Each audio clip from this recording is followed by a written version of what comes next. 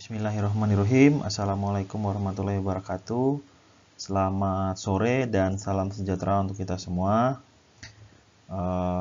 Berjumpa kembali teman-teman dalam mata kuliah Komunikasi Sosial semester 1 Program Studi Pendidikan Non-Formal FKIP Universitas Bengkulu. Semoga teman-teman dalam keadaan sehat walafiat sehingga dapat mengikuti setiap perkuliahan dengan lancar. Baiklah, pada kesempatan kali ini kita akan coba mengkaji tentang teori komunikasi sosial.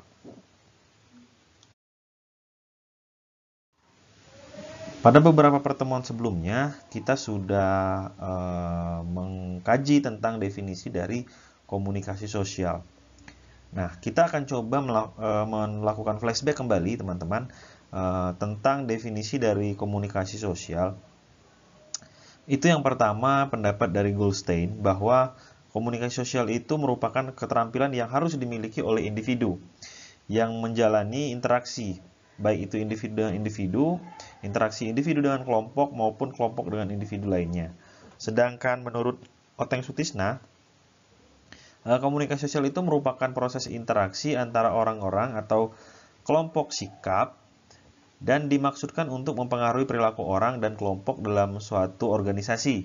Nah, hal ini sering juga disebut dengan pola komunikasi organisasi. Sedangkan menurut Ciptono dan Dian menyimpulkan bahwa komunikasi sosial itu merupakan upaya untuk menyampaikan maksud tertentu kepada orang lain sehingga orang bisa memahami maksud yang disampaikan. Komunikasi juga dapat diartikan sebagai proses mengirim pesan dari pengirim ke penerima dengan menggunakan media tertentu. Nah, kalau yang menurut Cipto dan Dian ini ada penyampaian komunikasi yang dilakukan dengan menggunakan alat tertentu gitu. Yang mana itu terjadi pada kelompok atau orang-orang atau kelompok dan orang gitu. Jadi teman-teman, apa yang dapat kita garis bawahi dari definisi komunikasi sosial? Kembali, komunikasi sosial itu merupakan sebuah proses interaksi yang mana interaksi itu merupakan penyampaian pesan yang bertujuan untuk mempengaruhi orang atau kelompok tertentu supaya dapat mengikuti apa yang ingin kita sampaikan gitu. Nah, kurang lebih seperti itu teman-teman tentang definisi dari komunikasi sosial. Teori yang pertama adalah teori interaksionisme simbolik. Nah, teori ini pada hakikatnya merupakan sebuah perspektif yang bersifat sosial psikologis yang utamanya relevan untuk melakukan kajian secara sosiologis.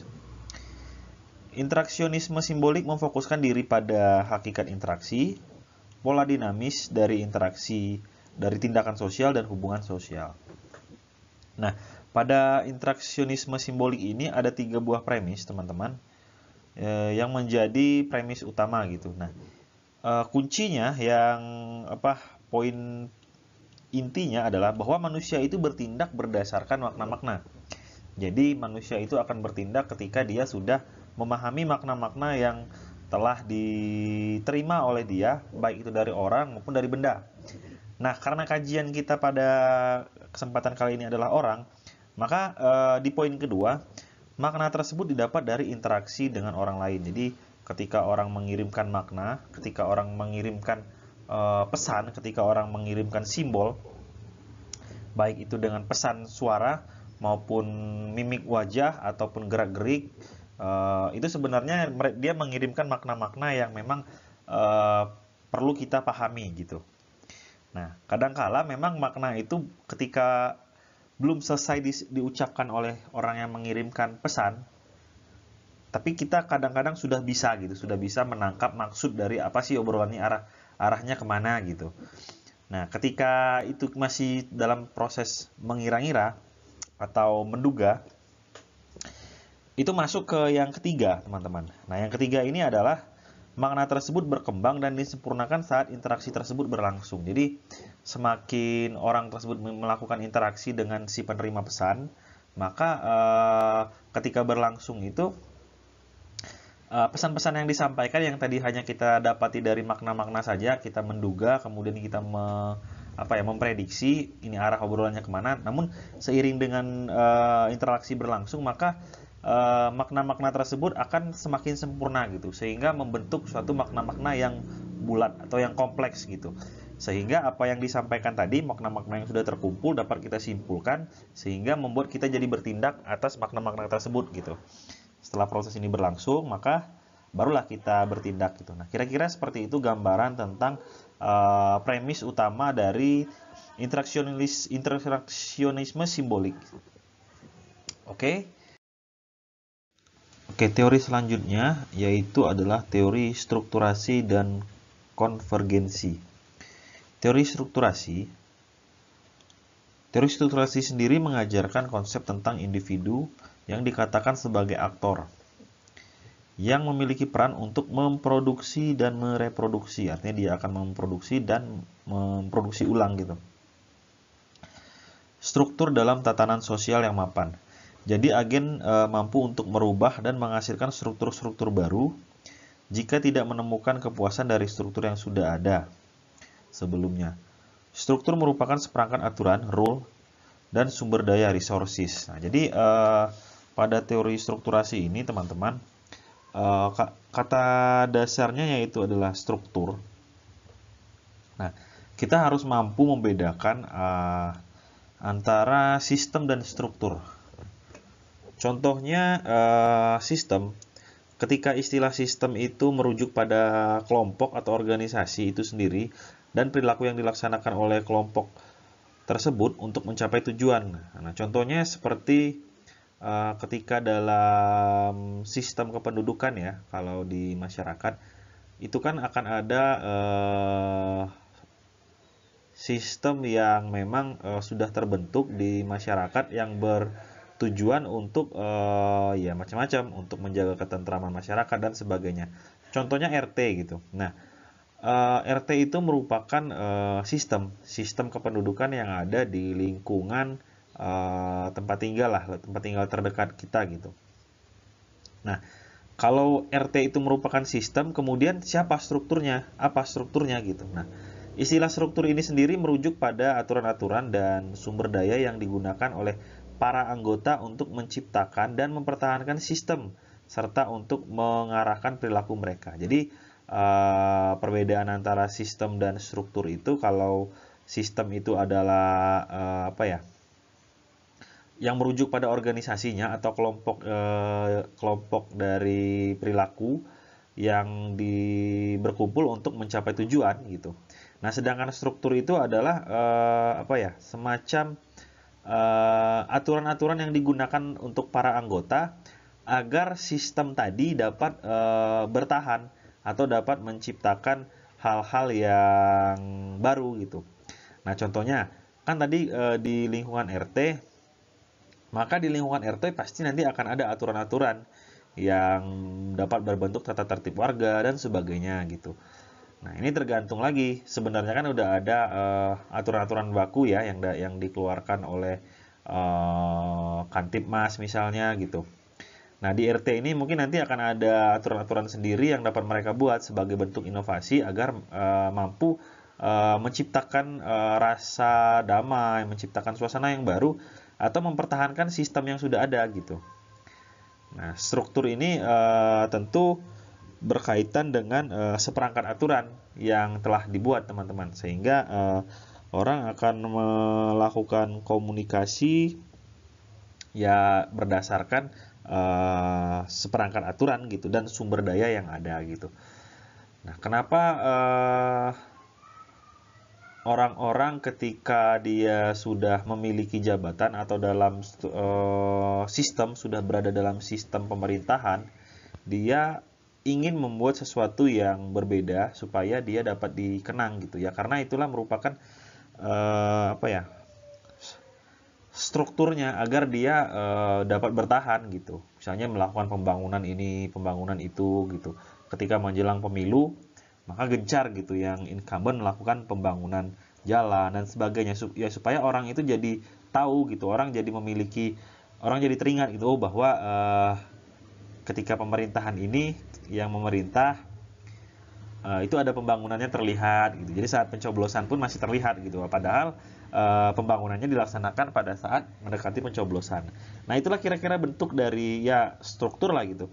Struktur yang membuat aturan atau yang memainkan aturan sehingga orang-orang dapat terpengaruh agar sistem yang sudah terbentuk tadi dapat dapat bertahan gitu dengan kepentingan dan tujuan-tujuan tertentu. Nah, kira-kira itu tadi teori strukturasi, teman-teman. Masih dari teori strukturasi.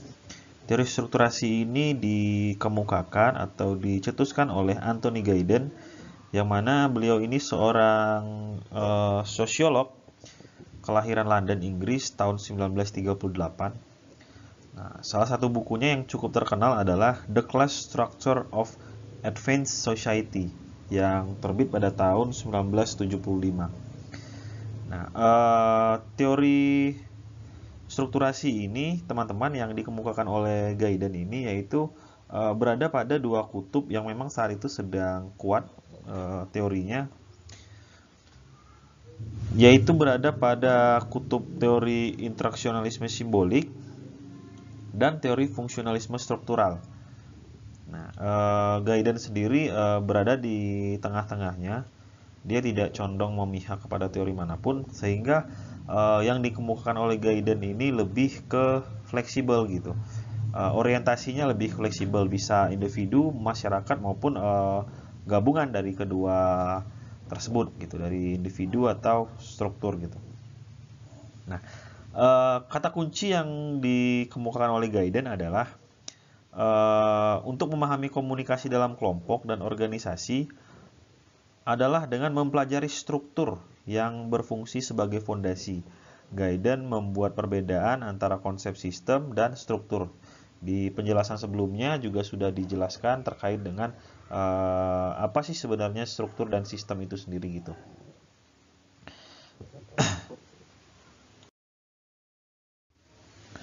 Tujuan dari teori strukturasi ini yaitu menjelaskan hubungan dialektika dan saling mempengaruhi antar agen dan struktur. Nah, tindakan sosial yang memerlukan struktur dan seluruh struktur memerlukan tindakan sosial. Artinya ada sesuatu yang saling membutuhkan antara tindakan sosial dan strukturnya gitu. Giddens fokus pada proses dialektika di mana praktek sosial, struktur dan kesadaran itu diciptakan gitu. Jadi fokus dari teori Giddens itu pada proses dialektika di mana praktek sosial, struktur dan kesadaran sosial itu diciptakan gitu. Jadi dia concern di sana gitu, menciptakan praktek sosial, struktur dan kesadaran. Giddens menjelaskan masalah agen, struktur secara historis, prosesual dan dinamis gitu. Nah, sebenarnya apa yang bisa kita tangkap dari teorinya Giddens, bahwa dia menyatakan bahwa komunikasi yang penting itu ada strukturnya. Kita harus mendalami tentang strukturnya seperti apa, supaya sistem yang sudah terbangun itu dapat terjaga gitu. Kemudian maka akan ada tindakan sosial yang dilakukan supaya memang sistem yang sudah terbangun tadi dapat bertahan dan membuat inovasi-inovasi baru. Sehingga ketika dalam organisasi tersebut dapat bertahan lama. Karena memang para anggota atau sumber dayanya, resources-nya dapat berinovasi agar memang bertahan dan beradaptasi dari perubahan-perubahan di lingkungan masyarakat dan kondisi global yang terjadi gitu. Kalau tadi sudah teori strukturasi, sekarang adalah teori konvergensi. Nah, teori konvergensi ini memfokuskan pada hubungan timbal balik antar partisipan komunikasi. Nah, karena mereka saling membutuhkan dari model yang hanya mengutamakan satu pihak gitu. Jadi teori konvergensi ini lebih fokus pada timbal balik antar partisipan komunikasi. Jadi setiap orang yang berkomunikasi itu tentu akan saling membutuhkan gitu. Ada yang menyampaikan informasi supaya didengar, kemudian ada yang menyerap informasi supaya dapat dilaksanakan gitu. Nah, ada proses timbal balik yang terjadi antara komunikan dan yang menerima pesan gitu. Jadi tidak hanya terjadi pada satu pihak saja gitu. Nah, aliran konvergensi ini berpandangan bahwa manusia itu perkembangan manusia itu ya baik dari bakat, keturunan ataupun lingkungan, semuanya memainkan peran dalam proses komunikasi. Jadi bakat dalam berbicara, kemudian keadaan lingkungan, kemudian keadaan alam, sosial, itu semua memainkan perannya masing-masing gitu dalam melaksanakan atau dalam kegiatan komunikasi. Selanjutnya dalam teori konvergensi ini ada 3 model yang dikemukakan yang dapat dilaksanakan dalam komunikasi. Itu yang pertama adalah model tumpang tindih. Nah, seperti pada gambar, ada sisi A dan sisi B. Nah, ketika mereka bertemu pada sisi yang sama, yang bersinggungan, nah, ruang yang bertindih inilah apabila semakin besar, maka akan semakin banyak pengalaman yang sama, sehingga komunikasi itu akan lebih efektif. Nah, dalam model tumpang tindih ini juga antara pengirim dan penerima pesan itu mereka memposisikan diri pada derajat yang sama, sehingga tidak ada komunikasi yang canggung gitu, tidak ada komunikasi yang terbatas karena memang mereka mampu memposisikan diri pada tempatnya. Contohnya seperti ini, teman-teman.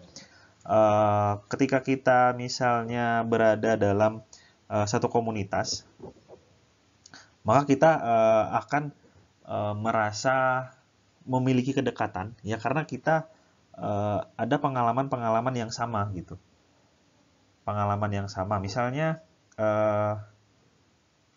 Bapak bergabung ke komunitas pencinta tim apa misalnya, tim Manchester United misalnya, grup pencinta Manchester United. Maka apa yang melandasi kita berkomunikasi bisa dapat berjalan dengan baik, ya karena kita memiliki kedekatan gitu, kedekatan emosional, bahwa kita sama-sama penggemar Manchester United. Mungkin kita tahu historisnya, sejarahnya seperti apa, kemudian ketika dia juara itu kita sudah tahu gitu. Nah, ketika kita ngobrol itu jadi nyambung gitu, ketika kita berbicara histori, prediksi skor dan sebagainya, nah itu akan lebih nyambung karena ada kedekatan tertentu gitu. Nah, begitu juga ketika kita berkomunikasi dengan orang, baik itu yang baru kita kenal atau yang sudah lama kita kenal gitu. Nah, silahkan kita cari kira-kira ruang tumpang tindih mana atau pengalaman yang mana yang memang kita memiliki kedekatan gitu.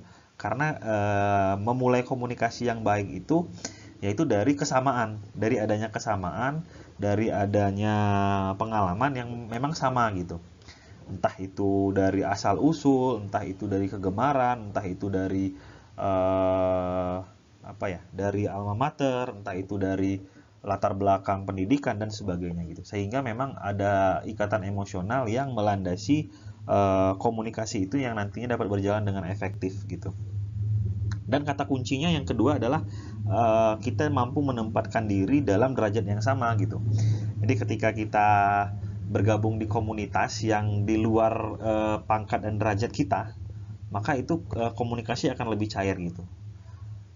Tidak membawa embel-embel jabatan misalnya ketika kita ngobrol di komunitas A, maka di embel-embel jabatan kita di komunitas sebelumnya ya kita tinggalkan gitu supaya memang suasana itu lebih cair dalam berkomunikasi. Model teori konvergensi selanjutnya adalah model spiral atau helix. Nah, model ini sering disebut juga dengan model dense helix atau model spiral dense. Karena penemunya adalah Frank Dense pada tahun 1967 gitu. Nah, model spiral helix ini menggambarkan proses komunikasi itu terjadi antar individu di dalamnya menggunakan bentuk helix. Nah, bentuk helix itu adalah bentuk yang sebenarnya melingkar-lingkar, namun membentuk pola seperti segitiga gitu, yang mana menunjukkan arah atas. Dalam pemahamannya, helix akan semakin membesar dan mengarah pada pemahaman bahwa komunikasi juga akan semakin berkembang besar gitu.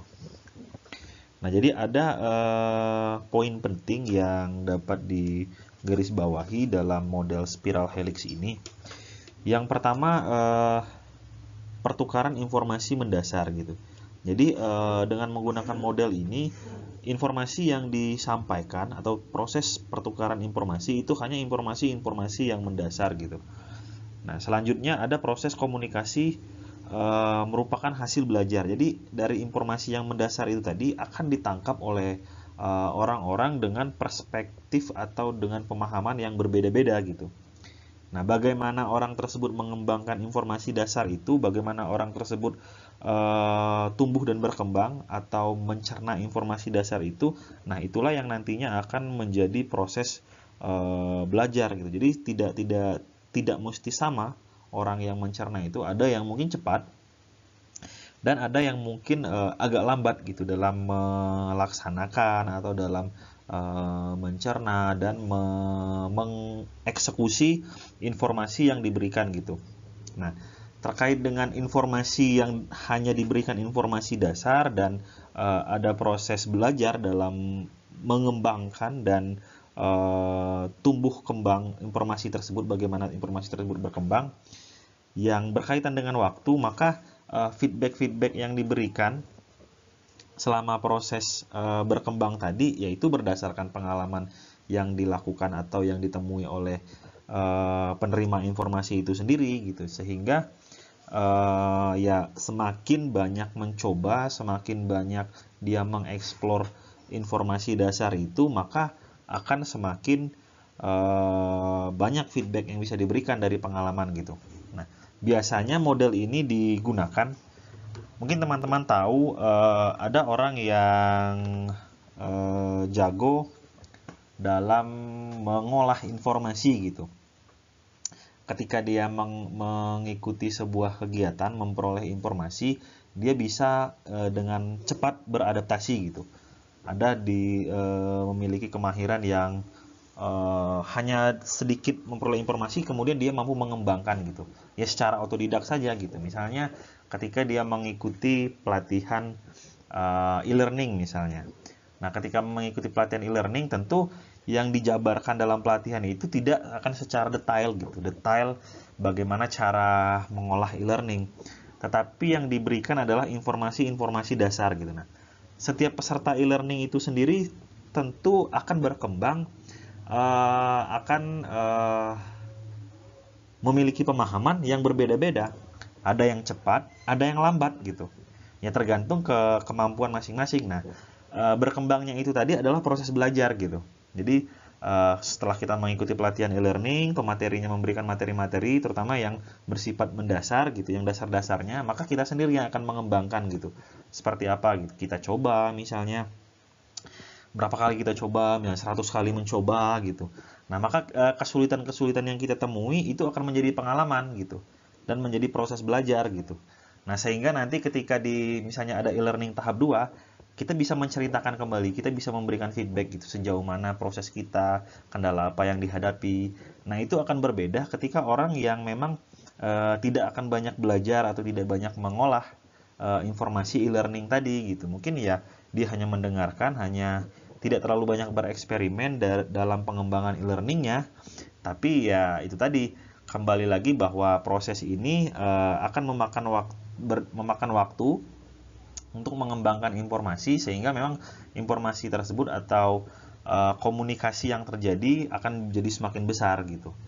Nah, kira-kira contohnya seperti itu teman-teman. Model selanjutnya atau model yang terakhir adalah model zigzag. Nah, model zigzag ini yaitu menunjukkan komunikasi sebagai proses interaktif. Jadi tidak hanya komunikasi yang dilakukan oleh dua orang saja gitu. Terdapat pertukaran tanda-tanda informasi baik itu secara verbal, non-verbal atau paralinguistik. Maksudnya paralinguistik itu yaitu misalnya nadanya, mimiknya. Nah, seperti itu. Komunikasi tidak serta mentransfer informasi umum, hanya memberikan waktu bagi para partisipan untuk memahami makna informasi. Komunikasi menyerupai suatu proses negosiasi dari waktu ke waktu sampai pada tingkat persetujuan. Nah, jadi komunikasi zigzag ini itu komunikasi yang mendapatkan informasi, berita, atau memberikan informasi itu bisa dari berbagai sumber, tidak hanya dari satu sumber saja, bisa dari berbagai sumber gitu. Jadi orang akan semakin banyak memperoleh informasi, baik itu informasi yang benar, informasi yang salah, hoax dan sebagainya. Jadi bagaimana orang per orang nanti akan memaknai suatu informasi tersebut yang didapat dari berbagai sumber gitu. Entah itu benar, entah itu salah gitu. Tergantung bagaimana orang per orang atau kelompok itu memperoleh informasi, meyakinkan bahwa informasi itu benar adanya, sehingga nanti akan membentuk suatu persetujuannya. Seiring berjalannya waktu, maka informasi yang didapat itu akan semakin kuat, gitu, akan semakin meyakinkan si penerima bahwa komunikasi yang dilakukan, informasi yang didapat dari komunikasi secara zigzag ini tadi itu bisa diterima dengan baik atau dicerna kebenarannya itu seperti apa gitu, sehingga nanti akan ada persetujuan yang menurut kita, oh ini informasinya benar gitu, oh ini informasinya salah, informasinya ini benar loh, mendukung informasi sebelumnya. Jadi seperti itu. Nah, contohnya misalnya pada saat pemerintah misalnya memberikan suatu informasi atau kebijakan, maka kebijakan-kebijakan tersebut kadangkala sampai ke masyarakat dengan cara-cara yang atau informasi yang sudah dipelintir sebelumnya misalnya, atau sudah dibelok-belokkan sebelumnya, sehingga informasi itu akan didapat dari berbagai sumber, yang mana sumber-sumber tersebut ada yang benar-benar kredibel, ada juga yang benar-benar membelokkan informasi sebenarnya gitu, sehingga dikait-kaitkan dengan masalah-masalah yang sebenarnya tidak relevan dengan informasi yang ingin disampaikan gitu. Sehingga sehingga nanti akan terjadi proses persetujuan yang kita cerna, persetujuan dalam diri kita bahwa sebenarnya kita meyakini informasi yang mana informasi menurut kita benar gitu. Nah, seiring berjalannya waktu, informasi-informasi tersebut akan terungkap kebenarannya gitu. Sehingga apakah informasi yang kita sepakati tadi itu benar atau tidak gitu. Nah, itulah metode zigzag. Jadi bisa dapat informasi dari A, B, C, D dan sebagainya gitu. Tidak hanya dari satu sumber saja gitu. Nah, itu model komunikasi zigzag. Nah, komunikasi zigzag ini juga sering terjadi pada saat misalnya pada saat pemilihan kepala daerah. Nah, itu banyak sekali kan informasi yang berseliweran gitu, baik di media sosial, di televisi, di selebaran, dan di berbagai macam-macam alat penyebar informasi lainnya gitu. Nah, informasi inilah yang nantinya akan kita yakini sebenarnya yang benar itu yang mana gitu, yang meyakinkan kita bahwa informasi itu adalah yang benar gitu.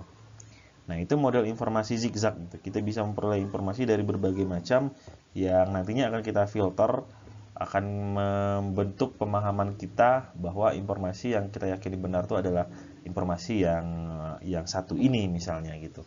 Nah, itu contoh informasi dari informasi zigzag gitu. Nah, mungkin itu saja teman-teman materi kita pada kesempatan kali ini.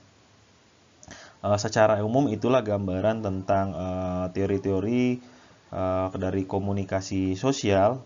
Nah, selanjutnya silakan teman-teman gali informasi lebih dalam dari berbagai sumber terkait dengan teori-teori dalam komunikasi sosial.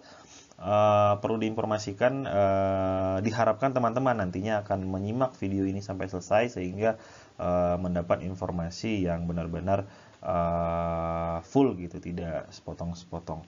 Mungkin itu saja materi kita hari ini. Lebih dan kurangnya Bapak mohon maaf. Tetap jaga kesehatan, tetap semangat dalam menghadapi perkuliahan pada masa pandemi ini.